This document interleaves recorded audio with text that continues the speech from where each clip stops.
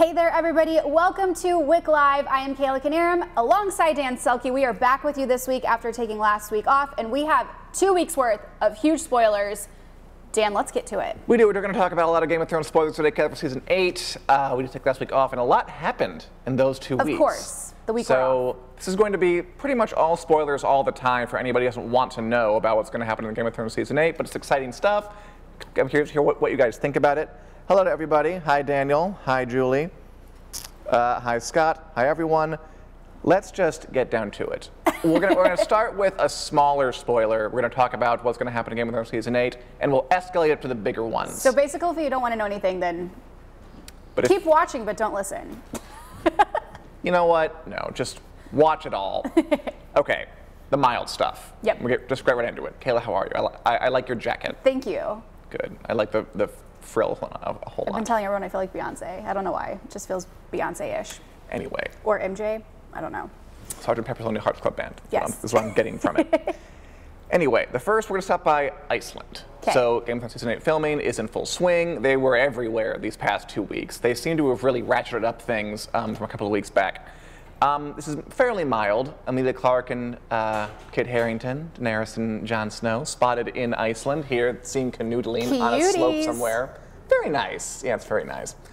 But the point of this is they're in Iceland. Now, Iceland being an icy place full of snow and wind and cold and frigid stuff and all that, right, usually stands for places beyond the wall, and people, of course, are asking, these 2 actors are in an area that's usually beyond the wall, what could they be doing up there? Any ideas, Kayla? Making peace with the White Walkers. That would be great. I'd love that. Why not? Why not? I mean, I'm serious. A girl Why can not? dream. It's anything's possible in the final season. I like that there could be a curveball thrown our way, but or it could be a face-off with the White Walkers. But why would they go up there? I mean, the White Walkers are on their way down. True. Another theory is that because the White Walkers are now south, they bring all the snow and horrible stuff with them. So maybe they're filming in the north, but they're just going to go somewhere super, super icy to film it because now they want an area with tons of snow piled up everywhere. You see what I'm saying? Yes. Do you really? No. Okay. So the White Walkers are bringing winter with them. Yes. South. So they would go north. So they would go to Iceland to film, because the reason you go to Iceland to film is so you can get lots of frigid landscapes and just piles of snow. Right. Usually that's beyond the wall, where it's cold and snowy all the time. I'm with you, but they're bringing it south. Got it. So maybe they are up there filming, but they're not actually beyond the wall. It's just in for the normal north, which just now looks like the area beyond the wall because it's so cold and snowy and everything. With you, Dan. Thanks for walking me I'm through sorry, that. I didn't explain that clearly enough. Or if anybody else has any ideas, what do you guys think? What would Jon and Dany be doing beyond the wall if indeed that's what they're doing in this shot? All we know for sure is that they filmed some stuff in Iceland, not quite sure what, but you know, Game of Thrones, White Walkers, snow, Jon and Dany, you know something big probably went down there. They go up there when they want some pristine winter photography, which is always very nice, I think. That makes me miss Ygritte. Me too. I always think of her this day. in the winter. Yeah, I think scenes. she's one of many characters who has lasted a long time in the minds of fans. Yes. Maybe she'll come back as a White. Wouldn't that be fun? No, because Jon burned her body. She can't. Good call. Thank God. All right, let's move on to some. There was also a taste that other folk may have been going to Iceland, but we weren't sure, so we won't comment on that. Okay, this is probably the biggest spoiler we have today. This is huge. This is a spoiler at Winterfell, and I should say to this one's really big, so if you don't want to know something, now would be the time to maybe cover your ears and then keep watching us. All right, so they're filming material at Winterfell in a money glass Northern Ireland. Big stuff going down. They had hundreds of extras. There was some kind of... We could have been one. No, we couldn't have. Did you have to be a citizen? Did we decide? Yeah, it's... Okay. To be an extra on Game of Thrones, unless you live in the area, it's very hard. I'm sure you could fake your way into it. Right. But who has the resources to actually, It is my mission, Dan, to apply? get you on the show some way, somehow. I mean, that's very sweet. Or maybe one of the spin-offs. I think the ship's kind of sailed That on might the be show. more realistic. Maybe they'll film it in Hollywood. I don't know. But the point is, Winterfell set, hundreds of extras. There's a big crowd scene where people are kind of mulling about, pounding on a big door, shouting in unison, something big going down. And then last week, a video emerged of basically, this is the point where you want to back off, you don't want to hear spoilers. They just light the whole thing on fire. So we have this image here. Have you looked at this? Yes. Just into the night, the Winterfell set, money glass, lit up like a candle, burning bright, which is, I mean, raises a lot of questions, don't you think? It does. What do you think could be causing this kind of a disaster? I don't know. Cersei? Something. Sure. She's behind this for sure. I mean, what about Cersei? She's either definitely. in it or. Ooh, in it. I think she's in it. I mean, she's down in King's Landing. She could march up there and bring some wild. She does like blowing up buildings. Dragons? She's done it before. Are dragons involved? I think that makes a lot of sense. Yeah. I mean, we know dragons are heading there, right? Right. We know Dany has her dragon. She's going up to Winterfell. We know there's a giant undead zombie dragon making its way down there. It makes sense that something with dragons might occur. The question is it the undead dragon, which is the bad dragon, or might Dany go crazy and order the place burned for some other reason? What do you think? What's your theory? I think it's got to be something with dragons. Maybe they fight and there's some collateral fire damage.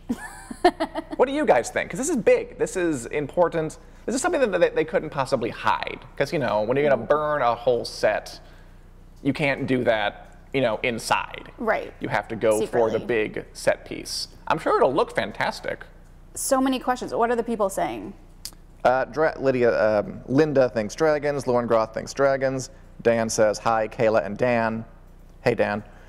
Lauren Groth says no, and those are about our suggestions.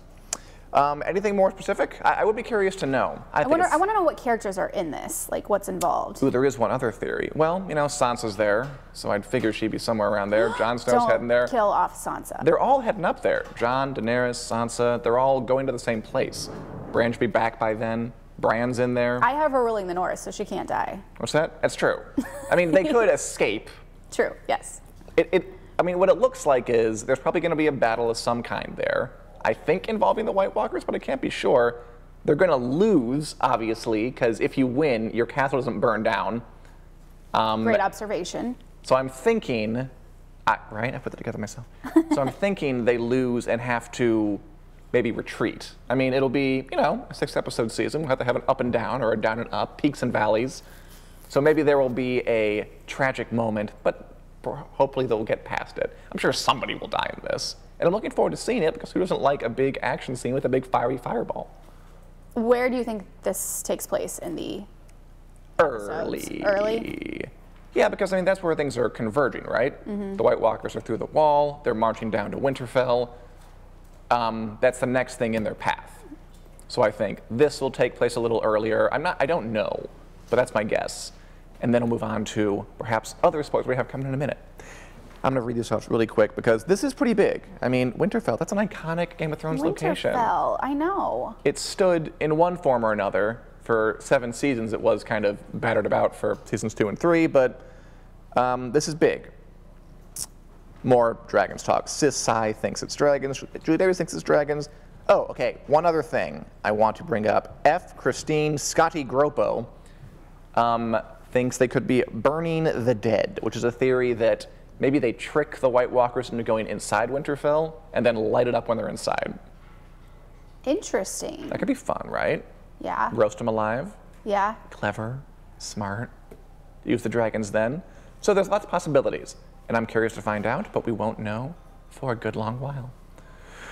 Okay, I think it's the biggest thing we have, but I think this leads very naturally into the next huge spoiler that just broke today. Spoilers on spoilers on spoilers. It was, again, they seem to have, they were kind of laying low for a little bit, and then it kind of sprang to life in the past, like month. I guess they got over their Christmas break and just got back to work, is what I'm guessing.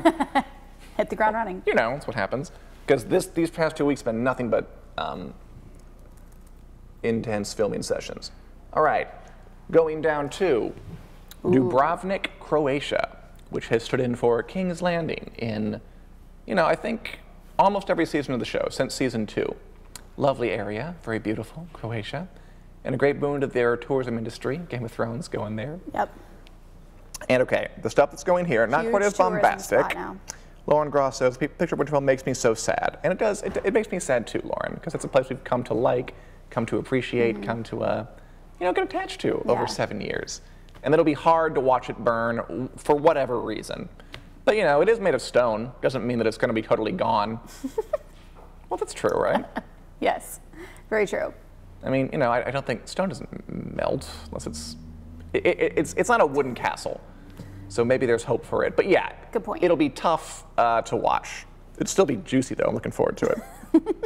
We're mixed on it, as you can tell. Yes. Well, what's your thought? Will you be upset to see Winterfell? I'm sorry if you're getting spoiled for this. Yes, I'll be upset. Ali thinks Winterfell is Lightbringer, which is a fun prophecy-based theory we won't go into right now. Anyway, Croatia, Dubrovnik, King's Landing. They're there for a few days. We've seen them be loading props and sets into the area over the past couple of days.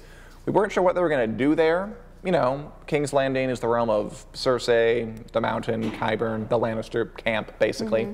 So it was interesting to find that this morning, Kit Harington was spotted in costume with no more man bun, his locks flowing in the wind as of old, a big billowy cape sitting up behind him in Dubrovnik.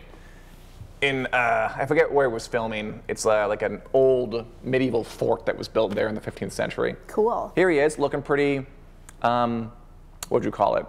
Regal. Regal. Perfect. Thank you. I couldn't find the word. And this is also intriguing because Jon Snow going up to Winterfell, and now he's in King's Landing. What gives?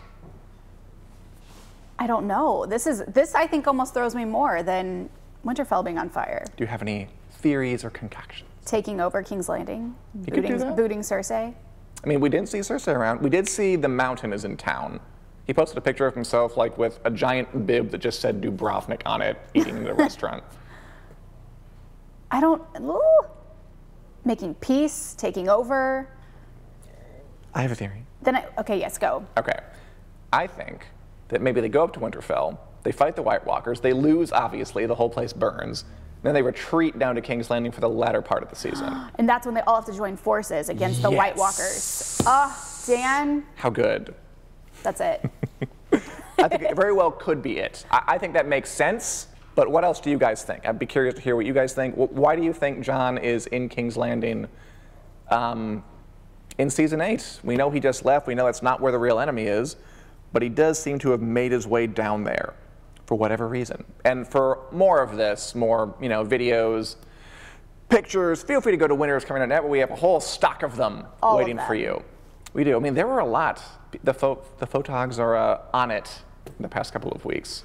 I don't doubt that. They've done a good job of keeping the spoilers under wraps, but you can't keep things hidden when you're doing it in public, and you need that big kind of grand sense of scale. You know what I mean? Keeps people guessing, keeps us interested.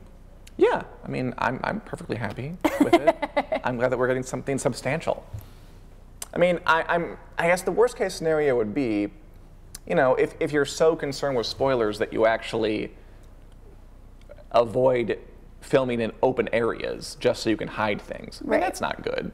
I mean, whether we know Winterfell burns or not, it's going to be worth it when you actually see the physical structure burning like a Roman candle on your screen come next year, I think, right? Am I right, ladies? It just makes sense to me. Lacey thinks that Arya kills Cersei off her list and they take over King's Landing. Could happen. I like that plan. Could be a good time. With you. All right, so those are one other little tidbit about the King's Landing stuff. Director David Nutter is there. He's directing the first, second, and fourth episodes. So I'm guessing the fourth one, after Winterfell falls, they go back here. That's what I'm calling. How's this going to end? It's going to be a battle between White Walkers, ultimately, and everyone that's still standing? Yeah, that would make sense, wouldn't it? Yeah. I mean, I hope they kind of maybe throw a curveball at us. That'd be fun at the very end of it. I agree. Perhaps the White Walkers die in the second episode, and the final battle is between Jon, Daenerys, and Cersei and Euron. Whoa. That could be fun. That'd be crazy. But we don't know. We're not. All we know is the images, and they're good by themselves. Okay. Before we get into A Song of Dan and Josh, our weekly walk through the A Song of Ice and Fire series, some new news coming out about the show's crew and cast members. it's all about Star Wars, apparently, of recent. So there's a trailer for the new Han Solo spin-off movie, Solo. Did you watch it? During the Super Bowl? It was actually right after the Super Bowl. They showed a teaser in the Super Bowl, and then they showed a trailer after it. But the point is, Emilia Clarke, of Game of Thrones fame, Daenerys Targaryen, is going to be the female lead in the movie, playing a character named Kira. That is Q-I''RA. Annoying spelling, but exciting, because this is obviously a huge career move. There she is. Do you like her look? Kira. Q-I''RA. Not just like K-I-R-A. That would be too normal. You can't do that, or people will just enjoy it too much. So Keeping in the Game of Thrones weird spelling. Do you like the look of her? I do. It's different. She looks like, chic. Going back to brunette. And I like this because... Life After Thrones. A very good life after Thrones. I mean, if you can land Game of Thrones and then Star Wars... That's, you're doing okay. I mean, if her career miraculously bottoms out, she could just go to Comic-Cons for the rest of her life and be fine. You know what I mean? And she can do everything. Me Before You, oh my gosh. Yeah, that was a good movie.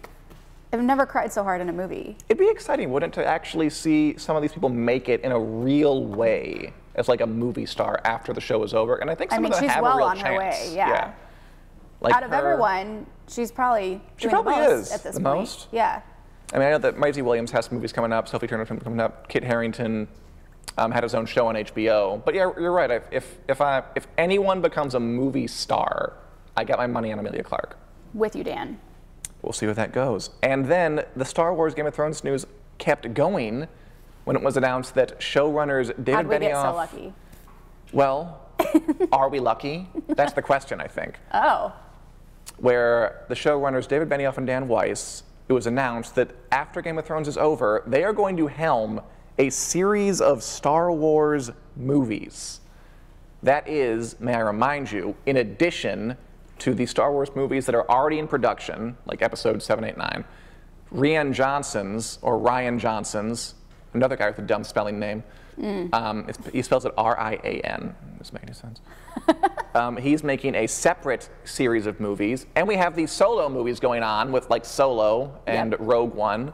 Now, David Benioff and Dan Weiss are going to make another series of Star Wars movies. Here's my question for you, Kayla. Are you excited for that? Is this too much Star Wars? Would you rather their talents go to just doing something else? And what do you guys think about this? First of all, these guys do not like taking on small projects. They really don't. They either go big or go interested. home. I think I might be the wrong person to ask for this. You might want to ask Josh when he comes on, because I've seen 2 Star Wars movies. I think it's exciting. I mean, there's obviously a huge crowd for that. There's a huge draw for that. I mean, Star Wars diehards obviously want as much as they can get, right? As long as it's done well. Yes. So more power to them. Fair enough. What do you think? Are you a Star Wars fan? Is this I like Star Wars. I mean, part of me is, those are like 4 separate Star Wars movies. I'm a little afraid of burnout here. I do feel like we've had a lot lately. I would be curious to hear what Josh Hill has to say, because he is a big Star Wars fan. When he comes on for He will have a stronger opinion than I will, just because I've only seen 2. Fair enough. I don't not like them. I just haven't, you know. Are you okay with the Game of Thrones showrunners making another series of Star Wars movies? I'd be honestly curious to hear your opinions. Oh, Julie Davies asked, good question. Are D&D still doing Confederate? There's been, Confederate, by the way, was the incredibly controversial proposed HBO epic drama about what would have happened if the North did not win the Civil War and slavery still existed. Got an enormous amount of blowback. And now they just haven't mentioned it for a while, and now they're going to do this after Game of Thrones. Sweep that under the rug. My guess is it's getting quietly put to death, is my guess. How about you? I'm going to go with you. Yeah, we haven't heard much about it. Now they're taking on this project, so I don't know how they're going to be able to juggle both. Okay, I'm just going to say it. This is what I think. I would rather them do Confederate. I would rather them make fools of themselves and make something really controversial, which people have criticized for very, very valid reasons, but at least it'd be new. I would like a series in that time period, just not with that concept. Sure. Because I love history. Like, oh yeah. Yeah, see, that's what I like do about it. something like with American history now that you've tackled, you know, the medieval stuff. I would love a series on the Civil War, just not with the same storyline. I mean, guess. I give it props for ambition. Maybe they didn't think it all the way through, but I see, that's what I like. I like that they went there, that they went somewhere, even if it wasn't somewhere advisable. Whereas Star Wars, it's Star Wars is Star Wars is Star Wars. It's like you kind of know what you're getting. Do you think that they'll put a new and different, fresh spin on things, or like? I don't think that's possible. I think Disney is a monolith. I don't think they'd allow it. They're just bringing these two names to... Because they're huge. Yeah, they're huge. Which makes sense. Maybe they'll bring on a new crowd, the people who are Game of Thrones fans who haven't really... I mean, I feel like Game of Thrones fans are already Star Wars fans. Oh, yeah. It definitely is good synergy. And perhaps I'm being too cynical. But we'll find out more of that as it goes on. Kayla, it's been such a pleasure. Such a delight, Dan. Exactly. Like always. Like always. And we are going to now bring in Josh Hill for our ongoing segment, A Song of Dan and Josh. More spoilers next week. Exactly. Are the cameras doing okay, Richard? Cool. Hi, Josh Hill. Why, hello, Dan. Do you have any opinions on the Game of Thrones showrunners taking out a Star Wars series? I don't like Star Wars. I don't know what you're talking about. How could you think? I would say... Sorry. I think that it's not a bad idea that they tackle it. I would prefer, and I think a lot of people have the same opinion, that if we're going to go and branch off into new Star Wars territory and we're going to find new creative minds to do this, can they be female minds? Do we need to go to another couple of white dudes to tell this story? I don't think so. And also, they've done this already. I don't need to see these. I'm not a huge Game of Thrones fan. I appreciate it, but I don't really need to see the Game of Thrones guys do Star Wars. Like, that's essentially what this is going to be, and how it's going to be advertised. They're going to be like, utterly. The Game of Thrones guys do Star Wars. Can you just see it right now? Yeah. Like, from the creators of Game of Thrones, from a bold new vision, a galaxy far, far away. I already see the copy in my head. Was George R.R. Martin going to write Star Wars books now? No, these two guys are going to. They can be separate. Do it. I kind of agree with you. I think it's just a little too obvious of a step. I don't need them to do Confederate, which is like insanely controversial and maybe deeply problematic, but I'd rather they do something a little more original. I don't love Star Wars, but I think it's, I don't know, it's such the rote next move for somebody that big. And you're right, Disney is getting, I mean, it makes sense they would go for the Game of Thrones guys. They want something who's very successful and very, like, broadly appealing. Game of Thrones has been a big hit. But I would rather there be more risk-taking all around. Yeah, Ava DuVernay works for Disney. She has a Disney movie coming out this year. She's in-house. You don't have to go anywhere. Just do that. But that's neither here nor there. Linda Bowers says Disney is just being lazy, which I don't know. Maybe it'll be great. Maybe it'll be beautiful. Maybe it'll be wonderful.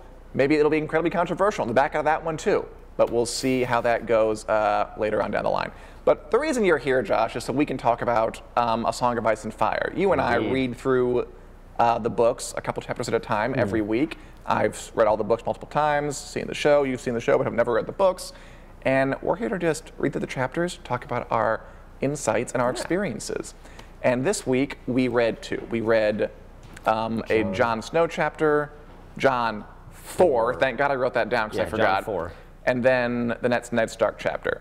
Let's just dive in. So the Jon chapter is basically the one where Sam shows up. Yep. So let's talk about Sam. Good old Sam. Because I want to tell you my first experience with Sam. I didn't like Sam. Like, when I read about him in the books, when I saw him on the show, I wasn't really a huge fan of the character at first. He did grow on me later. But like in this chapter, there are the bits where he's like breaking down and crying, where he's getting hit. He's like doesn't like high places. He doesn't like eating with other people. He can't handle the stuff. And a part of me is with Jon when Jon's like, "Are you afraid of everything?" I didn't really get what he brought to the story for a while. And even though it did grow on me, and I reread this chapter before we started, and I liked it a little more, but he kind of rubbed me the wrong way when I first met him. A little bit. What did you think of Sam's introduction? Or just your experience of Sam in general? I mean, I felt a little bit of the same way. Of course, the experience of the show kind of know where he's going here. So it didn't really affect me. I guess I was robbed a little bit of that, reading him for the first time and being like, this is just a bumbling idiot, you know, fat kid who doesn't like heights Like, and gets hit all the time. And he's clearly he's the kid that everybody picks on at school. So that was very established to me. So, but I liked it because I know where he's going to go. So Sure, he does become useful. Like, the arc is starting, and now I can see, and I appreciate it a little bit more because he does start as this, wad of cookie dough, and he's kind of being carved out of, stone at the end of where we at least are in the show. But yeah, he does take a hold of his life, and he contributes to the plot. Like, I think a big part of the problem I had on the show and in the books was I never saw, like, what is he contributing to the story? Like, he was a wuss. He has Jon to protect him, and it takes a long time for him to finally actually do something. Like, really, it's only recently he went down to Old Town in the show and stole some valuable books and a really cool sword. But up to then, I had a hard time getting into him. Again, I did come around, but for a while it rubbed me the wrong way. And this first introductory chapter, I think, kind of outlines pretty much why. Let me ask you this. I felt a little bit like George R.R. Martin maybe forced Sam's life story on us in a way that made me raise my eyebrow just a bit, because it's a brand new character. No one likes him. For some reason, Jon takes a shine to Sam, and then there's 2 pages worth he basically tell each other their life stories. Did that ring true to you?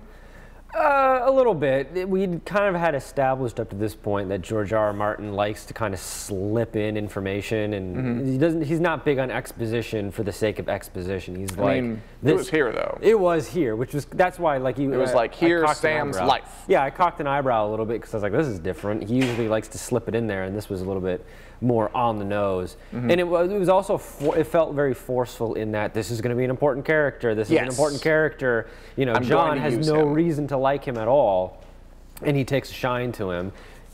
We know nothing about him whatsoever, but here's his entire life story in 2 pages. Like, it smacked of a little bit of, he's forcing us, elbowing us a little bit to pay attention to this character. And it makes sense because we kind of know where he goes. But sure, I felt that same way. He is setting up an important character who's going to do things.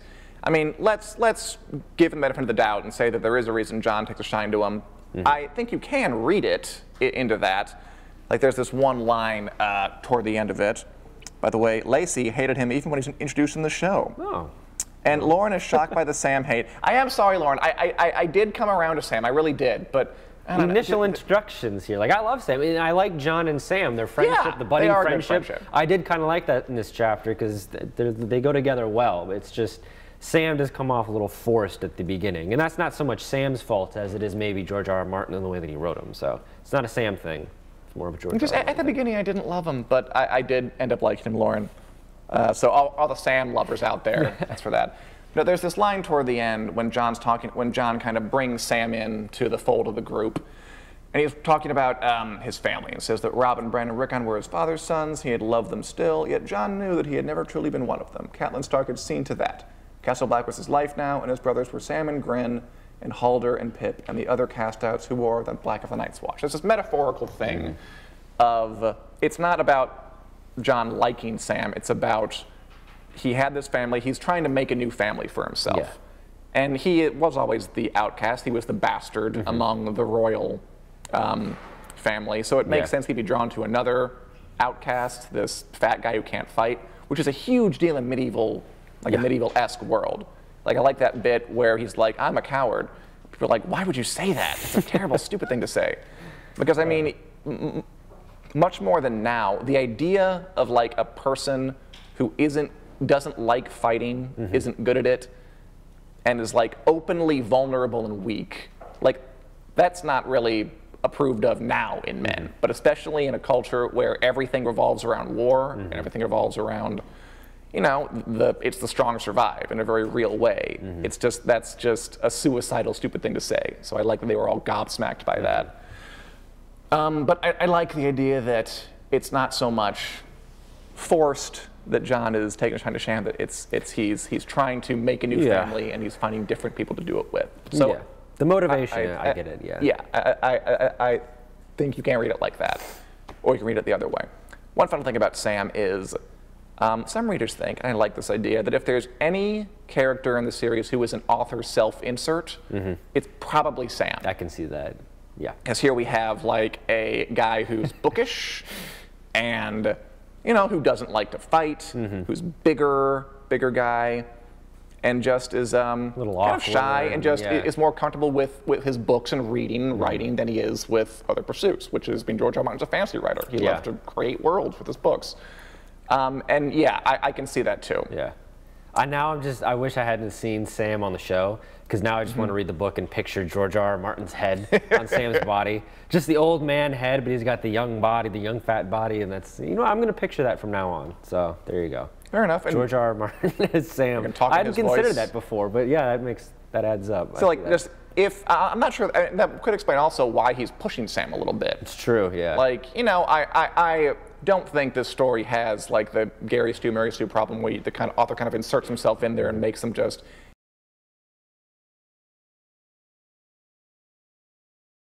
Okay. Hey everybody, we're trying to do this really quickly. F. Christine Scotty-Grope calls us nerd shamers. Sorry, I know. I mean, I'm a huge nerd, so I'm sorry about shaming Sam. But I don't know what to say. I just didn't love the introduction of him. But again, he comes around. Really fast, let's go to the next chapter, Eddard 6, which is basically, I think, mostly just more plot development of the whole mystery thing. What do you think of this one, Ben? I made a note here that I feel like these different chapters, they feel like different genres almost. Like the Ned chapters very much are like a mystery novel. The Daenerys chapters are kind of like a romance, kind of fantasy like a coming romance of age thing. Romance thing. The John novels are kind of a grittier noir type military of military type of chapter. I always am getting like Full Metal Jacket, like this time when they like pin down the guy and tell him to do not touch Sam or we will hurt you. I'm sure that scene where they're like slapping him with the soap. The soap and the sock. Yeah, so this is like, and I kind of enjoy it. Like, not a whole lot happens, and it all kind of feels like a big MacGuffin because nothing eventually happens with Ned's character. Like he dies. That's something. He dies, but like that's the end. So all this mystery that he's trying to figure out kind of dies with him, and it's almost like he's just running around doing busy work. But it's a mystery. And I'm intrigued by it, even though I kind of know where it's going nowhere, because we kind of hear about Stannis Baratheon in this chapter, and you're like, why is he going to the brothel and all these kinds of things? We meet Gendry, and all these things are happening, and there are characters that circle back into the story and end up being important.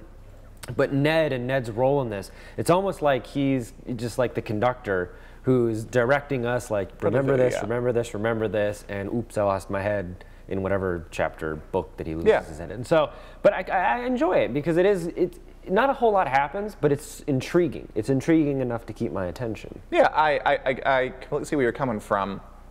It's almost like Ned is. It's a little unfortunate to read it after seeing the show because we are kind of in on the magic trick at this point. But the whole point of it is to read it the first time. It looks like Ned's the hero, and it looks like everything's going somewhere. We know it really doesn't because he ends up dying. Although that affects tons of stories from there on out. But it's like he's pulling the curtain up on this huge story and introducing us. Like this chapter, we get introductions to Stannis. He gets talked about a lot. And he's pretty much already fully formed. I mean, his lines about like, when Stannis wanted to shut down all the brothels, which is totally like Stannis would do. Described as a stern, humorless, unforgiving, grim sense of duty, complete Stannis. We get an introduction to Marjorie, like really, which I'd forgotten. Like Renly shows him a locket with Marjorie on the inside. And who would think that that little tiny description would come back to be a pretty important character over the next like 5 books. Yeah. Like you said, we get Gendry snuck in there, got his bull's head helmet. We immediately know that he's Robert Baratheon's bastard. That's what Ned says at the very end, which does have plot implications. And all of this will come home to roost later on, but I completely agree with you. It's like Ned is setting us up for the real story, even though it looks like, if you're reading for the first time, that he is the real story. So it's a neat trick that George R. R. Martin pulled off. Yeah, and I also do have in here that as far as like Ned being a hero, he is a little bit, I don't want to say unaware, because I guess we know what happens eventually. But now going back and looking at these different things that he's doing, like he's a little bit arrogant about, oh, nobody's going to be spying on me when I'm just walking about and stuff like that. And he's kind of, the way that he carries himself and thinking, like, I know you made a note, like the things that he has to do for the council's beneath him. And stuff like that. Yeah, because they're like talking about, the king's turn, you've got to pay for it. And he's like, the sooner this is over, the better. I don't like it. It's like, he won't laugh with them when they're joking about Stannis. Like he's making himself not part of the group, which is, and then when he dies, I mean, it is part of his mistakes that he doesn't want to play the game. Yeah, he's not into it. He doesn't have anybody in his corner, and it's just it's a whole thing.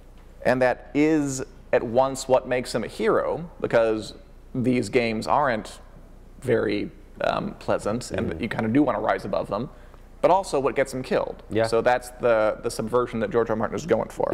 The flawed hero. Yes. Lacey Goodrich says, I feel like you guys just came up with a new phrase, stop being such a Stannis. That'd be fun. Hey, there you go. I approve of Put that. on a t-shirt. Thank you, Lacey. I think it's a great place to end. So you can use that against anybody who's being too stern, humorless, unforgiving, and grim with a sense of duty from now on. Any other final thoughts after these chapters, Josh? No. Just cruising along. Very cool. I think next week, let's read the next two, which I think are Catelyn and Sansa. All right, let's do it. All right, and thank you guys for joining us. This is a fun one. Lots of spoilers, lots of discussion of literature, and we'll see you next Wednesday at 4 p.m. here on Wick Live on the Winter's Coming Facebook page. See you then.